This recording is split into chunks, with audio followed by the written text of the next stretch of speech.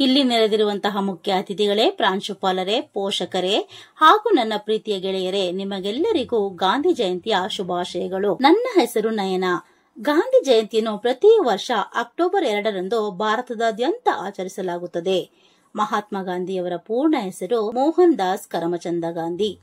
ಮಹಾತ್ಮ ಗಾಂಧಿಯವರು 1869 ಅಕ್ಟೋಬರ್ 2ರಂದು ಗುಜರಾತಿನ ಪೋರ್ ಬಂದರಿನಲ್ಲಿ ಜನಿಸಿದರು. ಗಾಂಧೀಜಿಯವರ ತಂದೆಯ ಹೆಸರು ಕರಮಚಂದ ಗಾಂಧಿ, ತಾಯಿ ಪುತಲೀಬಾಯಿ ಮತ್ತು ಅವರ ಪತ್ನಿಯ ಹೆಸರು ಕಸ್ತೂರಿಬಾ. ಗಾಂಧೀಜಿಯವರ ತಂದೆ ಪೋರ್ ಬಂದರ್ನಲ್ಲಿ ಮುಖ್ಯಮಂತ್ರಿಯಾಗಿ ಸೇವೆ ಸಲ್ಲಿಸಿದ್ದರು. ಗಾಂಧೀಜಿಯವರು ತಮ್ಮ 19ನೇ ವಯಸ್ಸಿನಲ್ಲಿ ಲಂಡನ್ ವಿಶ್ವವಿದ್ಯಾನಿಲಯದಲ್ಲಿ ಕಾನೂನು ಪದವಿ ಪಡೆದಿದ್ದರು.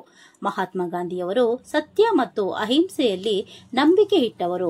ಅಹಿಂಸೆಯ ಮಾರ್ಗವನ್ನು ಅನುಸರಿಸಲು ಇತರರಿಗೆ ಕಲಿಸುತ್ತಿದ್ದರು. ಮಹಾತ್ಮ ಗಾಂಧಿಯವರು ತಮ್ಮ 78ನೇ ವಯಸ್ಸಿಗೆ ಜನವರಿ 30, 1948ರಲ್ಲಿ ನಾಥಾರಾಮ್ ಗೂಡ್ಸೆ ಬಂದೂಕಿಗೆ ಬಲಿಯಾದರು.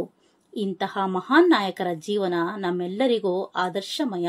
ಅವರ ದಾರಿಯಲ್ಲಿ ನಾವು ಕೂಡ ನಡೆಯೋಣ ಎಂದು ಹೇಳುತ್ತಾ ಈ ನನ್ನ ಪುಟ್ಟ ಭಾಷಣವನ್ನು ಮುಗಿಸುತ್ತೇನೆ. ಜೈ ಹಿಂದ್, ಜೈ ಭಾರತ್.